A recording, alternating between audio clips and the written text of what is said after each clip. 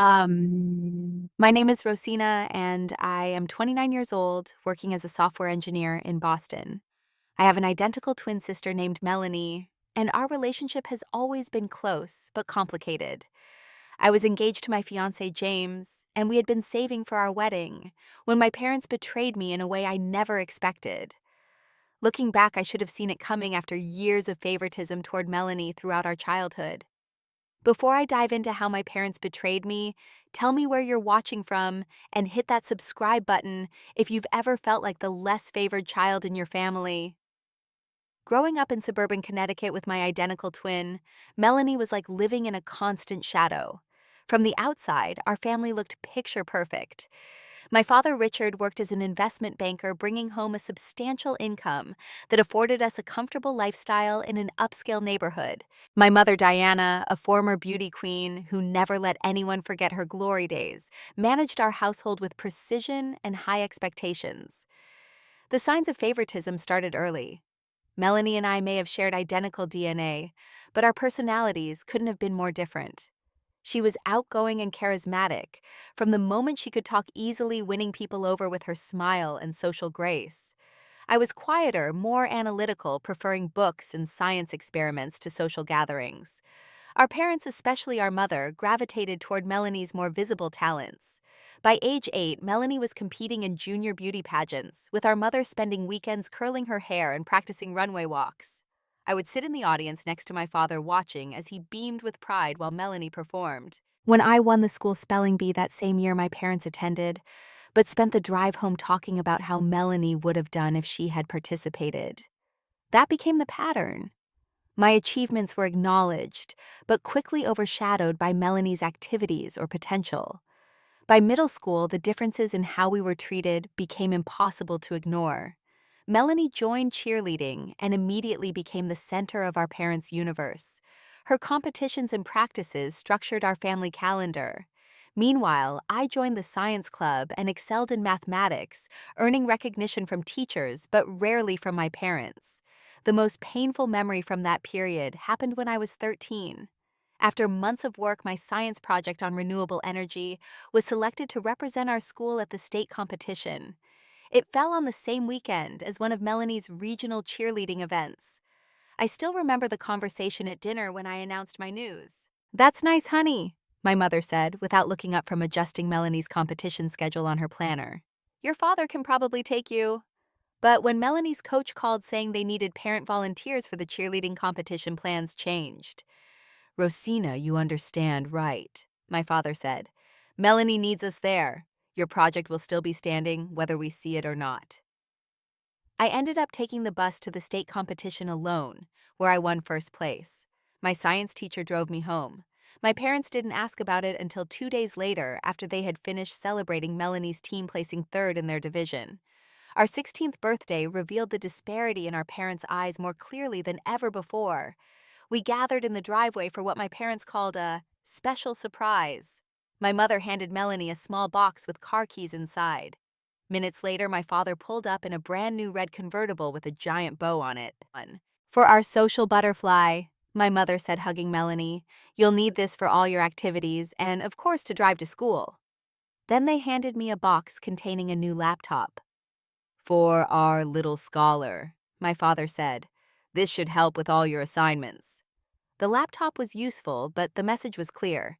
Melanie deserved extravagance. I deserved practicality. Christmas and holiday celebrations always centered around Melanie. Our mother would take her shopping for new outfits for holiday parties, while I would be left to help set up or clean afterward. Family photos for greeting cards would involve multiple retakes if Melanie didn't look perfect, but no one seemed to notice if I was half blinking or awkwardly positioned. The one person who saw me for who I was my grandmother Eleanor. Unlike my parents, she valued intellectual curiosity and critical thinking. During summer visits to her small house in Vermont, she would take me to museums, libraries, and stargazing events. She listened when I talked about my interests and encouraged my academic pursuits.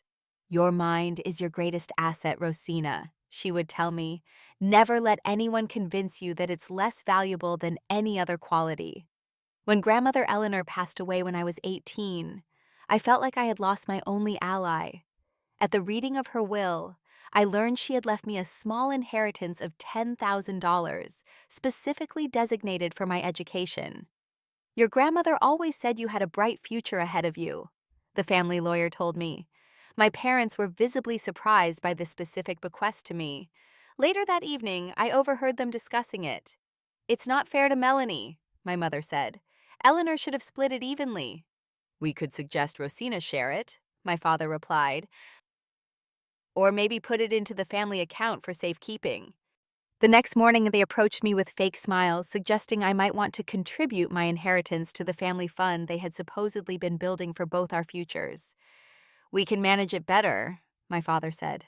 Make it grow for when you really need it. But for once, I stood my ground. Grandmother wanted me to use this for my education. That's what I'm going to do. Their disappointed expressions stayed with me as I filled out college applications, determined to forge my own path, despite the family dynamics that had shaped my childhood. Little did I know this small act of resistance was just the beginning of a much longer journey toward standing up for myself. College was my escape, my opportunity to finally exist outside the shadow of my twin. When I received my acceptance letter from MIT, along with a substantial scholarship, I felt a surge of validation that no amount of parental approval could match. Finally, my academic dedication had paid off in a tangible way. Melanie opted for our state university, which had an excellent marketing program, and more importantly to her, a renowned cheerleading team. Our parents beamed with pride at her decision, hosting a lavish graduation party, where Melanie's college choice was celebrated with a custom cake and decorations in her future school colors. My MIT acceptance received a perfunctory, "That's nice, but it's so far away," from my mother, and a concerned, "Are you sure you can handle the pressure?" from my father. There was no party, no celebration cake, just a lingering sense that my achievement was somehow inconvenient for the family narrative. The financial disparities continued into our college years. Despite my scholarship covering a significant portion of my tuition, I still needed additional funds for housing, books, and living expenses. My parents offered minimal support, explaining that my fancy scholarship school should cover everything if it was really so prestigious. Meanwhile, they covered Melanie's full tuition, apartment, car insurance, and gave her a generous monthly allowance for networking events, which often turned out to be sorority parties and shopping trips. To make ends meet, I worked 3 part-time jobs during my freshman year. I shelved books at the university library in the early mornings, tutored high school students in math and science on weekends, and worked at a local coffee shop near campus several evenings a week. Between classes, homework, and working nearly 30 hours weekly, I barely had time to sleep, let alone enjoy the college experience. My saving grace came in the form of my randomly assigned roommate Zara, who quickly became my closest friend. Zara, studying computer science like me, noticed my exhausting schedule and often saved me food from campus events or left coffee on my desk before my early morning classes. "You need to slow down before you burn out completely," she told me one night when she found me crying over my laptop at 3 in the morning, trying to finish a paper after an 8-hour shift at the coffee shop. What struck me most about Zara wasn't just her kindness, but witnessing her relationship with her own family. Her parents called regularly just to check in, sent care packages for no reason, and genuinely celebrated her accomplishments. When they visited campus, they treated both of us to dinner and asked thoughtful questions about my studies, too. "Your parents must be so proud of you working so hard and attending such a prestigious school," Zara's mother said during one visit. I mumbled something noncommittal in response, but the comment stayed with me. Should they be proud? Wouldn't normal parents be proud? By sophomore year, I had secured a coveted internship at a tech company in Cambridge. The position came with a stipend that finally allowed me to reduce my work hours and focus more on my education. The environment at the tech firm was revelatory. For the first time, I was surrounded by people who valued the very qualities my family had always overlooked. My analytical thinking, attention to detail, and problem-solving abilities weren't just accepted, they were actively appreciated. "You have a natural talent for this," my supervisor told me during my performance review.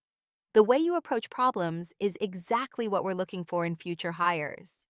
I carried those words with me, a shield against years of subtle diminishment.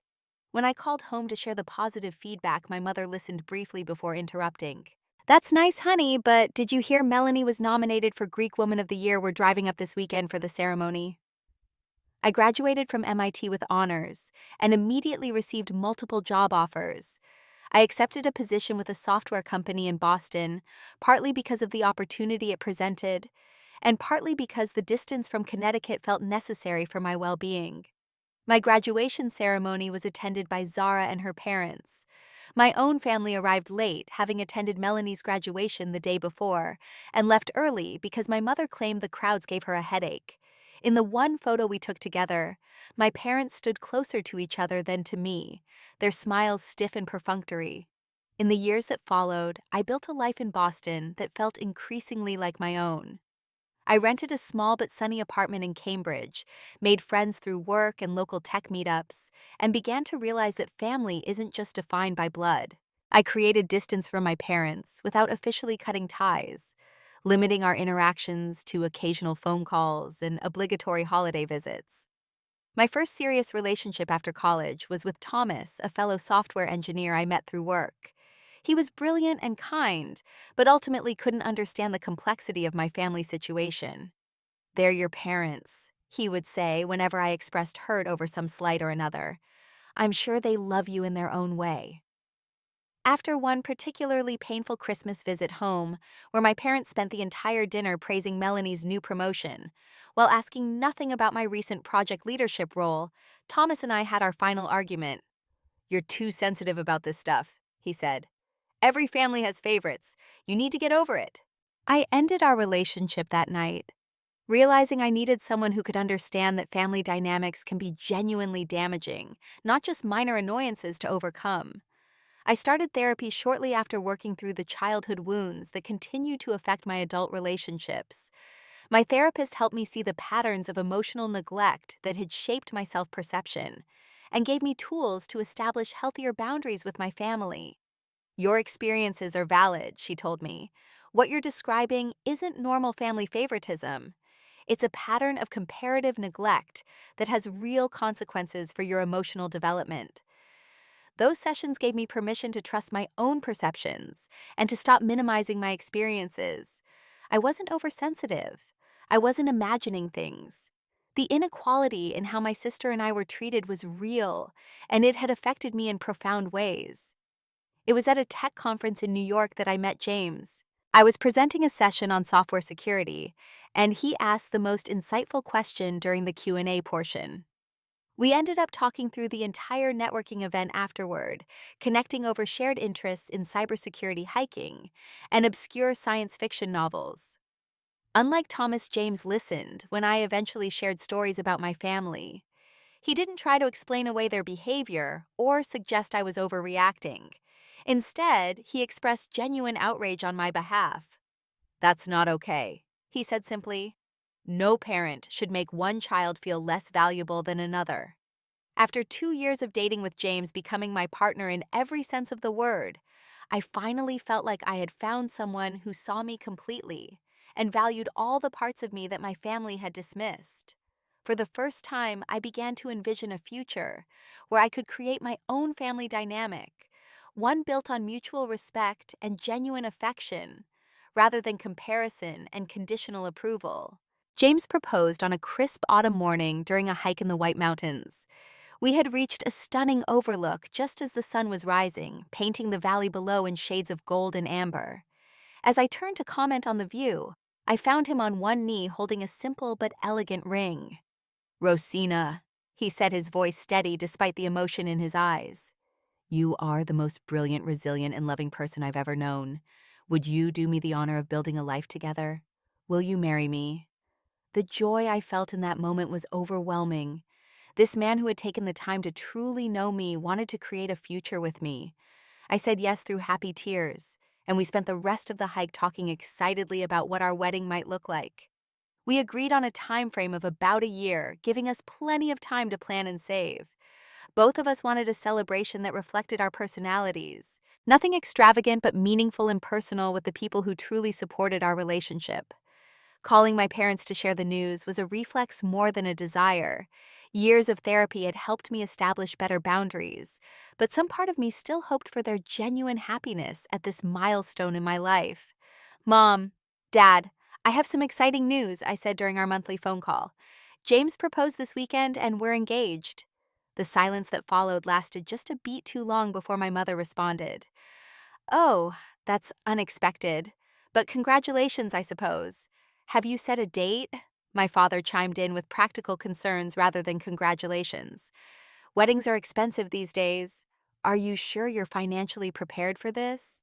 Neither asked to see the ring or expressed any real joy. Instead, the conversation quickly shifted to Melanie's new relationship with Derek, an investment banker she'd been dating for just 3 months. He took her to Paris last weekend, my mother gushed.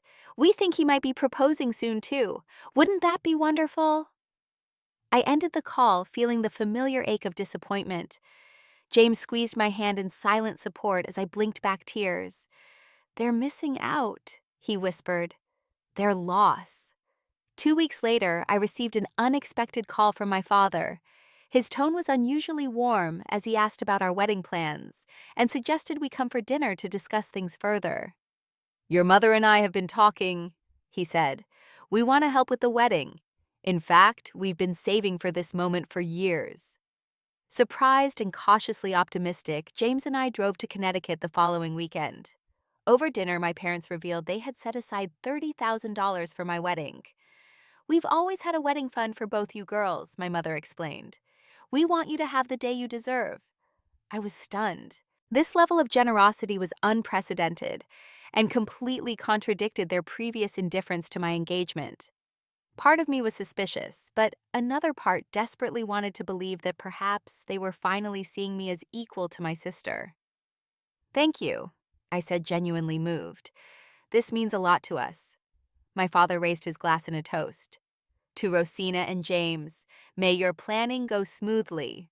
With this unexpected financial support, James and I began visiting venues and vendors with a budget far more generous than we had anticipated. I found myself sending excited text updates to my parents about a beautiful historic library we were considering for the reception, and a local caterer known for farm-to-table cuisine. Their responses were polite but increasingly brief. Calls went to voicemail more frequently. When I did reach them, they seemed distracted, often mentioning they were busy with other commitments they couldn't elaborate on. During this time, I met with Melanie for lunch in the city. She seemed genuinely happy about my engagement and even offered to help with planning. We spent an afternoon looking at bridesmaid dresses, feeling closer than we had in years. I'm really happy for you, Ro, she said, using my childhood nickname. James is perfect for you. As I was showing her photos of potential wedding venues on my phone, a notification from a family friend popped up on my screen. So excited for both weddings this year. The sisters as summer brides. I looked up at Melanie, confused. Both weddings? Are you engaged too? A flush spread across her face. I was going to tell you today, actually. Derek proposed last week in the Maldives. Mom and Dad have been helping us plan already. Something in her tone set off alarm bells in my mind. The secret phone calls, my parents' distraction, their sudden generosity toward me after years of indifference. Everything suddenly felt connected in a way that made my stomach twist with apprehension. 2 days later, my parents called requesting a family dinner to discuss both weddings. James and I arrived at my childhood home to find it decorated with engagement banners and balloons. A professionally printed sign on the door read, "Congratulations, Melanie and Derek," with no mention of James and me. Inside, we found not just my parents and Melanie, but Derek's family as well, along with several family friends. It was clearly an engagement celebration, one that no one had bothered to mention to us. My mother hugged me quickly before returning to arrange a display of photographs of Melanie and Derek from their first date to the Maldives proposal. My father was opening champagne with Derek's father, deep in conversation about golf courses. What is all this? I whispered to James, who looked as confused as I felt. Dinner was served, and my father stood to make an announcement. He first congratulated Melanie and Derek, describing their relationship as a perfect union of two exceptional young people. Then, almost as an afterthought, he acknowledged James and me. And of course, we're happy for Rosina and James as well. 2 weddings in 1 year, quite the excitement for our family. As dinner progressed, my mother started discussing wedding details openly. She referred to venues they had already visited with Melanie florists they had consulted, and the designer dress appointment they had scheduled. "We've been planning for months," she said proudly, "ever since Derek asked for our blessing at Christmas." I nearly choked on my water. "Months? But you just offered to help with my wedding 2 weeks ago." An uncomfortable silence fell over the table. My father cleared his throat and exchanged glances with my mother. "Well, that's actually something we wanted to discuss tonight," he said. "Given the circumstances, we've had to make some adjustments to our plans." My mother nodded. Melanie and Derek's wedding will be quite significant. With his family's connections and her career in marketing, they need something substantial. "What are you saying?" I asked, though I already knew where this was heading. "We've decided to allocate the entire wedding fund to Melanie's celebration," my father stated flatly. "All $60,000. The room spun around me. "60,000? You told me the fund was 30,000. "For each of you, yes," my mother explained. "But Melanie needs it more. Her wedding is an investment in their future. Derek's family expects a certain standard, and this will help establish their place in society." "And what about our wedding?" James asked, his voice tight with controlled anger. My father waved his hand dismissively. "Rosina has always been practical. We thought perhaps a simple courthouse ceremony would suit you both. You're not really the social type anyway, Rosina. Besides," my mother added, "you're already established in your career. Melanie is still building her network. This wedding could open many doors for her." Melanie at least had the decency to look uncomfortable. "I tried to tell them it wasn't fair," she said weakly. "But they insisted." "Not fair," I repeated, my voice rising. "That's what you call this. They've been planning your wedding for months, while pretending to support mine only to pull the rug out from under me. Again, just like they've done my entire life." "Now, Rosina," my father said sternly, "don't be dramatic. This is a practical decision." "Practical," James interjected. "It's cruel. You've consistently favored one daughter over the other, and now you're not even trying to hide it." My mother's face hardened. "You don't understand our family dynamics. Melanie has always had different needs." "Different needs?" I stood up my chair, scraping loudly against the floor. "You mean she's always been your favorite and you've never bothered to hide it? Well, congratulations. You've made your choice perfectly clear, again." I grabbed my purse and headed for the door, James right behind me. Melanie called after me but made no move to follow. My parents remained seated, my father already turning to engage Derek's family in conversation, as if nothing had happened. In the car, the tears finally came. Years of accumulated hurt poured out, as James held me, his own anger evident in his rigid posture. "They've never seen me," I sobbed, "never valued me for who I am." "I see you," James said firmly. "I value you. And what they did in there wasn't just playing favorites. It was emotional abuse." The drive back to Boston was mostly silent, both of us processing the magnitude of what had just happened. I vacillated between crushing sadness and simmering anger, finally settling into a strange sense of clarity. The next morning, I called my parents one last time. I needed to hear them either truly apologize or confirm what I already knew to be true, that they would never see me as equally worthy of love and support as my sister. My father answered, his tone immediately defensive. "If you're calling to argue more about the wedding fund, we've made our decision." "I'm calling to understand how you could do this," I replied. "How you could offer me support and then withdraw it completely in favor of Melanie." Again. "You should be used to disappointment by now, Rosina," he said coldly. "Besides, you've always been the independent one, the successful one. Melanie needs this more than you do." My mother took the phone. "Your wedding just isn't as important in the grand scheme of things, dear. You're already successful. This is Melanie's chance to secure her future." In that moment, something broke and reformed within me. The last thread of hope that they might someday see me, value me, love me equally snapped clean. "Thank you for making this so clear," I said, my voice steadier than I expected. "I won't be bothering you again." It was the last conversation we would have for a very long time. The decision to cut ties with my family wasn't made in anger, though. Anger certainly fueled my initial resolve. It was made in the quiet moments after that final phone call with James sitting beside me on our couch, his hand steady in mine as we talked through what healthy boundaries would look like going forward. I think I need to step away completely, I told him. Not just for the wedding planning, but for my own mental health. James nodded. Whatever you decide, I'm with you. But make sure you're doing this because it's what's right for you, not as a reaction to what just happened. After a night of reflection, I drafted an email to my parents. Writing allowed me to express myself clearly without interruption or manipulation.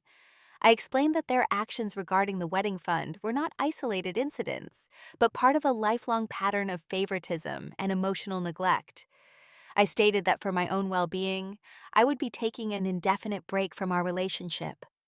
I need time and space to heal from not just this betrayal, but from the cumulative effect of always being treated as less important, less valuable, and less worthy of your support than Melanie, I wrote.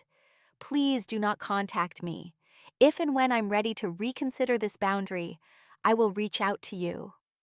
I sent similar, more gentle messages to Melanie and a few extended family members explaining my decision without villainizing my parents. Then I blocked my parents' numbers and email addresses, removed them from social media, and asked the few relatives I remained in contact with not to share information about me. The sense of relief was immediate and overwhelming. I hadn't realized how much energy I had been expending trying to win my parents' approval until I stopped trying. It was like putting down a heavy backpack I'd been carrying for years without realizing how much it weighed. Of course, there was grief too. I mourned not just the relationship I was ending, but the relationship I had always wanted and never had.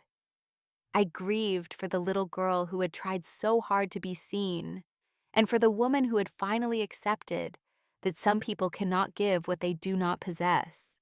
With my parents out of the picture, James and I had to recalibrate our wedding plans.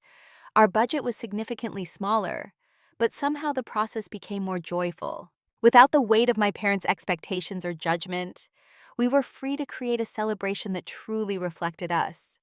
Zara stepped up immediately, offering not just emotional support, but practical help. She came over on weekends to help us create handmade invitations and research affordable venues. Her own parents called to express their support for my decision and offered to help in any way they could. Family is about how people treat you, not just shared DNA, Zara's mother told me during one of her calls. You deserve better than what they gave you. James's parents were equally supportive. While not wealthy, they offered to contribute what they could to the wedding fund, and more importantly, embraced me fully as their future daughter-in-law. We've considered you family since the first time James brought you home, his mother said. This wedding is just making it official. We found a charming community garden available for a fraction of what the historic library would have cost. A friend from my tech company, who moonlighted as a photographer, offered his services as a wedding gift. James's cousin, who owned a small catering business, gave us a significant discount on a menu featuring local seasonal ingredients. One of the most challenging aspects of planning was explaining my family's absence to other guests. I dreaded the inevitable questions about who would walk me down the aisle or why there wasn't a mother-daughter dress shopping trip. The turning point came during a bridal shop appointment. I had gone alone, telling Zara I would narrow down options before bringing her for a second opinion. When the consultant asked about my mother, I froze momentarily before simply saying, "She won't be part of the wedding." Instead of the awkward silence I expected, the consultant squeezed my hand. "I haven't spoken to my father in 15 years, she confided. "Best decision I ever made. Now let's find you a dress that makes you feel like the queen you are." That interaction gave me the courage to be honest with others. I began explaining simply that I had limited contact with my family of origin, but was surrounded by chosen family who supported me. The understanding and sometimes shared experiences I received in return were healing in ways I hadn't anticipated. James and I designed our invitations with the phrase, "As we join our lives, we invite those who have truly supported our journey to share in our joy." It was both a celebration of the community we had built and a subtle acknowledgement of the family members who would not be present. Throughout these months of rebuilding and replanning, I continued therapy processing the grief and anger that sometimes surfaced unexpectedly. There were moments of doubt, usually triggered by traditional wedding imagery or well meaning questions from strangers. But James remained my rock holding space for my emotions without trying to fix or minimize them. "You're allowed to feel sad about this," he would remind me. "It doesn't mean you made the wrong choice." 6 months into our engagement with wedding plans well underway, I found myself experiencing a level of peace I hadn't known was possible. The constant background anxiety of trying to please my parents, of bracing for the next disappointment, had disappeared. In its place was a growing confidence in my own worth and in my ability to create boundaries that protected my well-being. James noticed the change too. "You laugh more easily now," he observed one evening as we cooked dinner together. "Your whole body seems more relaxed." I was about to respond when my phone buzzed with a text from my younger cousin Sam, one of the few family members I still had contact with. The message was brief but unsettling. "Uncle Richard lost his job last week. Major downsizing at the firm. Thought you should know." I stared at the screen, unsure how to feel or respond. Despite everything, some part of me still cared what happened to my parents. But another part, the part that had been protecting my heart these past months, was immediately on guard. "What is it?" James asked, noticing my expression. I showed him the message. "I don't know what to do with this information." "You don't have to do anything," he reminded me gently. "Your boundaries are still valid regardless of their circumstances." I nodded, typing a brief thank you to Sam, but offering nothing more. I put my phone away and returned to chopping vegetables, determined not to let this news disrupt the peace I had worked so hard to find. But in the days that followed, more details trickled in through Sam. The job loss was unexpected. The economy had affected the investment firm's portfolio. My father was struggling to find comparable work at his age. My mother was beside herself with worry about their financial situation. And yet Sam reported Melanie's elaborate wedding plans continued unchanged. The venue was booked, the designer dress purchased, the extensive guest list finalized. Neither my parents nor Melanie had apparently considered scaling back despite the new financial reality. I absorbed this information with a complex mix of emotions: concern for my parents' well-being, a small, shameful hint of satisfaction that their favoritism had perhaps finally shown consequences, worry about what this might mean for the fragile peace I had established in my life. "Whatever you're feeling is valid," James reassured me, "and whatever you decide to do or not do is your choice. There's no right answer here." I decided to maintain my silence and boundaries. After all, my parents had made it clear that I was the independent one, the one who didn't need their support. Now they would have to be independent too. 2 more weeks passed without incident. I threw myself into work and wedding planning, pushing thoughts of my family's situation to the background.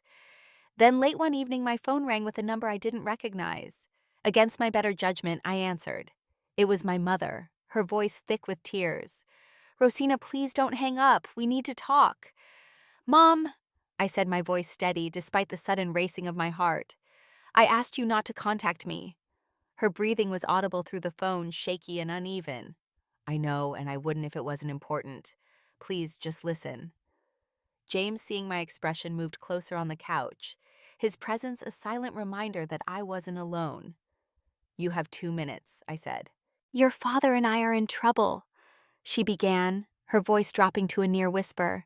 "The job loss has hit us hard. We might lose the house." I remained silent, waiting for her to continue. "We've always been there for you and Melanie," she said, a note of desperation entering her voice. "We gave you everything we could. Now we need your help. We need a loan to get through this rough patch until your father finds another position." "And Melanie?" I asked. "Has she offered to help?"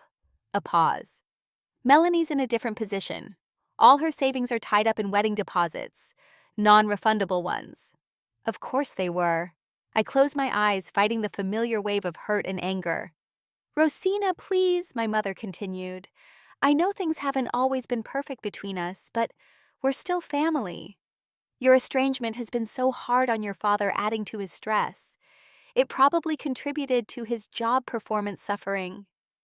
And there it was. Not just a request for financial help, but an attempt to place blame on me for their situation. Some things never changed. I'll think about it, I said finally. But I'm not making any promises.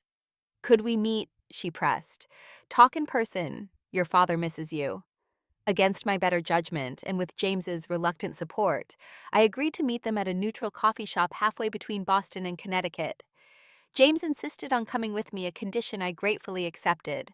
The meeting was set for the following Saturday. I spent the intervening days in a state of heightened anxiety, second-guessing my decision, and playing out various scenarios in my mind. My therapist helped me establish clear boundaries for the interaction, and reminded me that I could leave at any point if I felt manipulated or unsafe. When the day arrived, James and I arrived at the coffee shop early, selecting a table near the door with clear sightlines to the exit. My hands shook slightly as I sipped my latte, and James reached across to steady them with his own. "Remember," he said quietly, "you're in control here. We can leave any time." My parents arrived 10 minutes late. My father looked noticeably older, the confident posture I remembered replaced by a slight stoop. My mother had clearly made an effort with her appearance, but stress lines around her eyes couldn't be concealed by makeup. "Rosina," my father said, his voice lacking its usual authority. "Thank you for meeting us." They sat across from us, my mother immediately launching into small talk about the drive and the unseasonable weather. I let her ramble for a minute before gently interrupting. "You asked for this meeting to discuss your financial situation," I said. "Let's focus on that." My father cleared his throat. "Yes, well, as your mother probably mentioned, things have been difficult since the downsizing at Berkshire Capital. After 30 years with the firm, I was let go with minimal severance." "I'm sorry to hear that," I said, and meant it. Job loss was difficult at any age, but particularly challenging for someone in his late 50s. "We've been trying to maintain appearances," my mother added. "For Melanie's sake. Her wedding is so important for her future with Derek." I noticed James tense beside me, but kept my own expression neutral. "And you're still going forward with the $60,000 wedding despite the job loss." My parents exchanged glances. "We've already paid most of the deposits," my father explained, "and scaling back now would raise questions in Derek's family. They're very well connected." "I see," I said. "So what exactly are you asking from me?" My father leaned forward. "We need a temporary loan to help with the mortgage payments and living expenses while I secure a new position. 50,000 would get us through the next 6 months comfortably." The figure hung in the air between us. $50,000. Nearly twice what they had originally offered for my wedding before redirecting it all to Melanie. "That's a significant amount," I said carefully. "What about your savings investments?" "Much of our liquid assets went to Melanie's wedding fund," my mother admitted. "The rest is tied up in the house and retirement accounts we can't access without penalties." "And Melanie can't help beyond the wedding money." My father shook his head. "She and Derek are just starting out. Their salaries are going toward their future home down payment. It wouldn't be right to ask them to compromise their future." But it was right to ask me. The unspoken implication hung between us. "Rosina is the responsible one. Rosina can fix this. Rosina doesn't need support, but she should provide it without question." "You haven't asked how James and I are doing," I observed, "whether we can afford to part with $50,000, whether we have our own financial goals and plans." My mother looked genuinely confused. "But you've always been so self-sufficient, dear. Your job at that tech company must pay very well." "We do well enough," I acknowledged. "But we have our own wedding to pay for now, without the support you originally offered and then withdrew. We have a mortgage on our condo.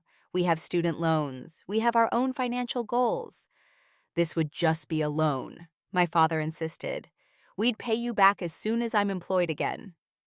"Like you paid back the wedding fund you promised me?" I asked quietly. The silence that followed was deafening.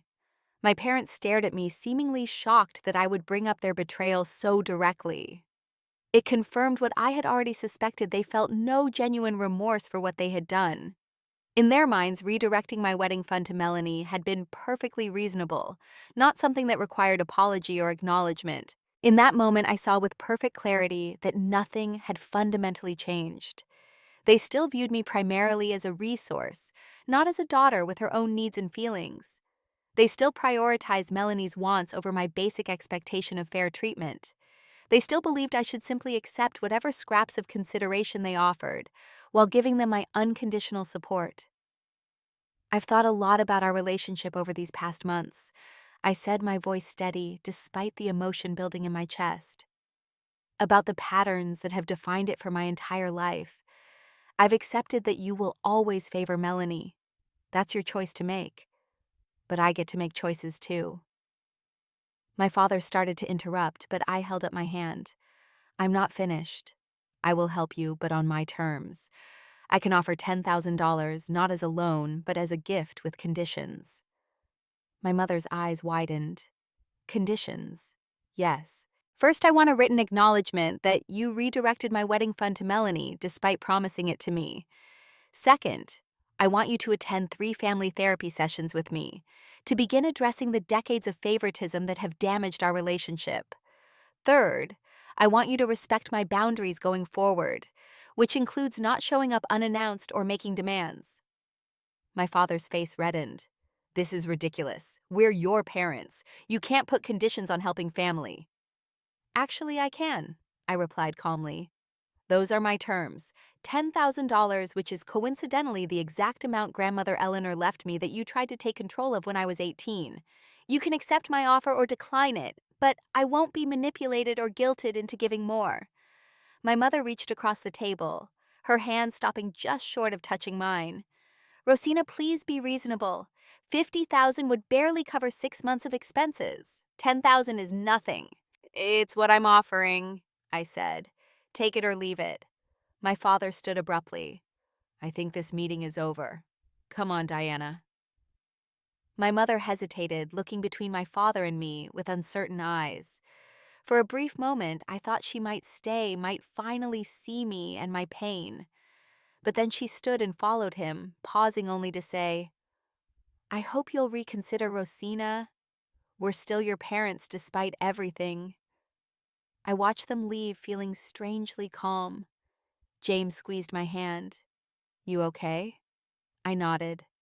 Better than okay, actually. For the first time, I feel like I've taken back my power in this relationship. Whether they accept my help or not, I've stood my ground. As we drove back to Boston, I realized the encounter had given me something I hadn't expected closure. I had faced my parents on my terms, offered what I could without compromising my boundaries, and walked away intact. Whatever happened next, I knew I would be okay. A week later, a formal letter arrived from my father accepting my offer of $10,000 and grudgingly agreeing to my conditions. It wasn't an apology or a recognition of deeper issues, but it was an acknowledgement that the dynamics between us had fundamentally changed. I was no longer the compliant daughter desperate for their approval. I was a woman who knew her worth and set her boundaries accordingly. As I deposited the check in their account, I felt not satisfaction or vindication, but a quiet sense of peace. This was not about punishing them or exacting revenge. It was about establishing a new relationship paradigm, where my needs and feelings mattered too. Whether they would ultimately respect this new dynamic remained to be seen. But for the first time in my life, their respect wasn't necessary for my well-being. I had found that within myself and in the chosen family that truly saw and valued me for exactly who I was. 6 months after that coffee shop meeting, James and I exchanged vows in the community garden we had fallen in love with. Morning rain had given way to sunshine, leaving droplets glistening on the flowers surrounding us. 60 of our closest friends and chosen family members witnessed as we promised to build a life of mutual respect, genuine support, and unwavering love. Zara stood beside me as my maid of honor, stunning in the emerald green dress we had chosen together. James's best friend from college served as his best man, their 20-year friendship evident in the easy way they joked as they straightened each other's ties before the ceremony. The absence of blood relatives was noticeable only in its lack of tension. There was no father to walk me down the aisle, so I chose to walk alone, a symbol of the independent woman I had become. There was no mother to fuss over my dress or makeup, but Zara and James's mother had stepped in with genuine joy to help me prepare. Zara's speech during the reception brought tears to my eyes.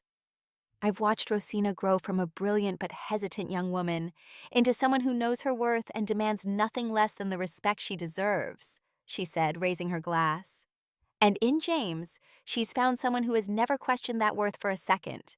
You two don't just complement each other, you elevate each other. As James and I shared our first dance, I felt a profound sense of rightness settle over me. The wedding wasn't what I had imagined as a young girl, but it was something better, a true reflection of who we were and the community that had supported our journey. We honeymooned in Costa Rica, spending 2 weeks exploring rainforests, relaxing on beaches, and disconnecting completely from the outside world.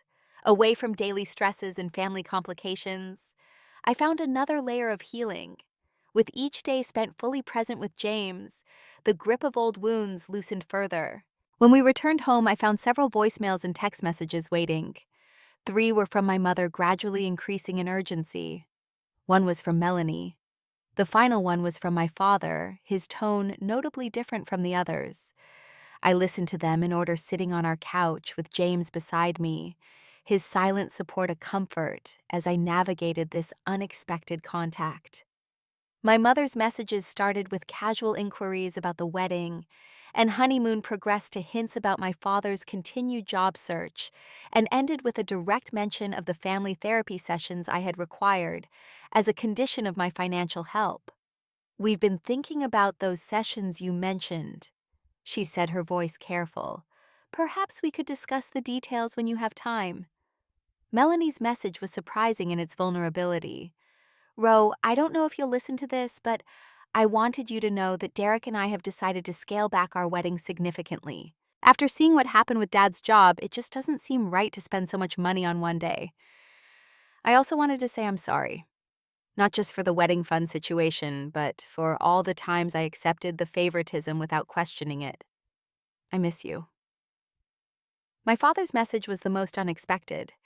His voice lacked the authoritative tone I associated with him, instead sounding almost tentative. "Rosina, I hope your wedding was everything you wanted it to be. I've been doing some thinking since our meeting. I found a new position last week, lower salary but stable. It's given me perspective on what really matters. If you're still open to those therapy sessions, your mother and I are willing to try. Call when you can." I sat in silence after the final message ended, processing this apparent shift. James waited patiently, giving me space to sort through my reactions. "Do you think they're genuine?" I finally asked him. He considered before answering. "Your mother sounds like she's still trying to maintain control. Melanie seems to have had a real wake-up call. Your father, it's hard to say. People sometimes need to hit rock bottom before they can see the damage they've caused." I nodded slowly. "I think I'll give it some time before responding. See if they respect my boundaries or start pushing again." Over the next month, I observed an interesting pattern. My mother called exactly once a week, leaving brief messages that never mentioned money or made demands.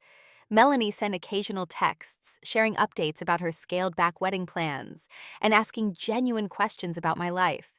My father sent one email with details of his new job and a link to a therapist who specialized in family dynamics, asking if I would review the therapist's credentials. It seemed they were, at least for now, respecting the boundaries I had established. The question was whether this represented genuine change or simply a temporary adjustment to get what they wanted. The decision point came when I learned I was pregnant just 3 months after our wedding. James and I were overjoyed, but immediately faced questions about what role, if any, my parents would play in our child's life. "I don't want to keep our baby from having grandparents," I told James late one night as we discussed the future. "But I also don't want them to treat our child the way they treated me." "Whatever you decide, I'll support you," James assured me. "But maybe those therapy sessions would help establish ground rules before the baby arrives." After careful consideration, I arranged the first session with the therapist my father had suggested, making it clear this was a step toward potential reconciliation, not a guarantee of one. The session was difficult but productive. My parents listened more than they had in our entire previous relationship, as I explained how their favoritism had affected me. My father, in particular, seemed genuinely shaken when I recounted specific incidents from childhood, where his actions had clearly demonstrated preferential treatment. I never saw it that way, he admitted. I always thought Melanie needed more attention because she was more, I don't know, social, visible. I thought you were fine on your own because you were so capable. Being capable doesn't mean not needing love and support, I told him.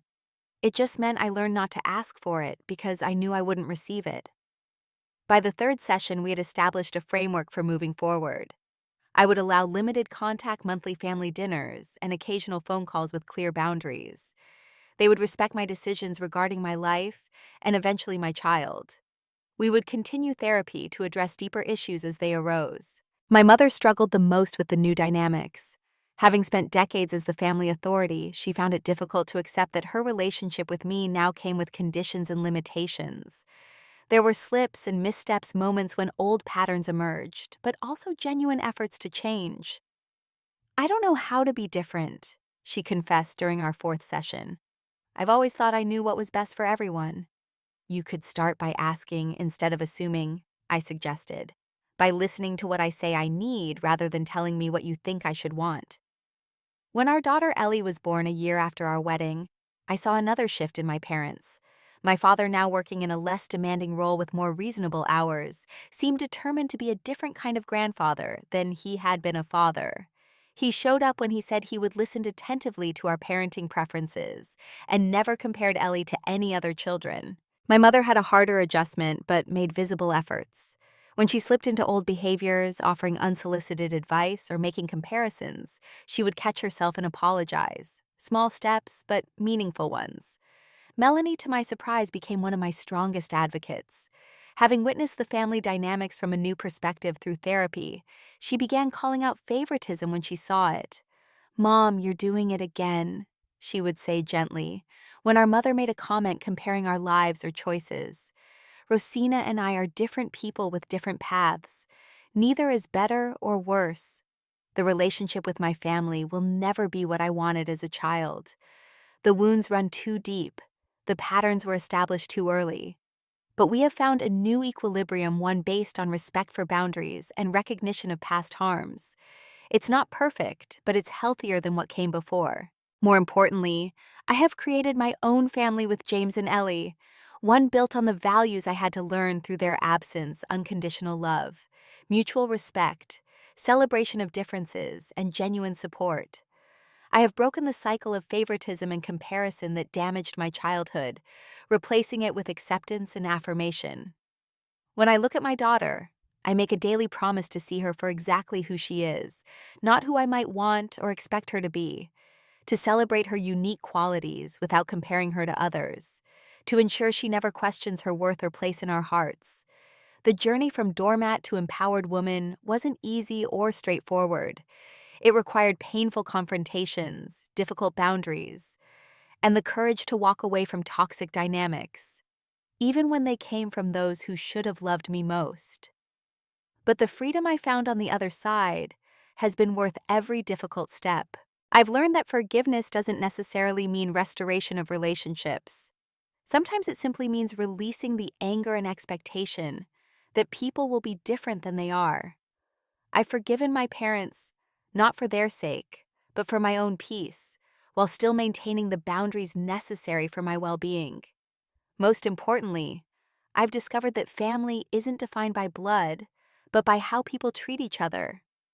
The chosen family that surrounded James and me at our wedding, that celebrates our successes and supports us through challenges, that loves our daughter without condition or comparison, is more real and valuable than any relationship based solely on genetic connection. If you're watching this and recognizing your own family dynamics in my story, please know that you deserve to be valued for exactly who you are. Your worth isn't determined by how others treat you, but by the simple fact of your humanity. Sometimes the most loving thing you can do, both for yourself and for toxic family members, is to establish firm boundaries that protect your well-being. Have you ever had to set difficult boundaries with family members? How did you handle it? Leave a comment below and share your experience. Don't forget to like this video and subscribe for more stories about finding strength through life's challenges. Thank you for listening to my journey.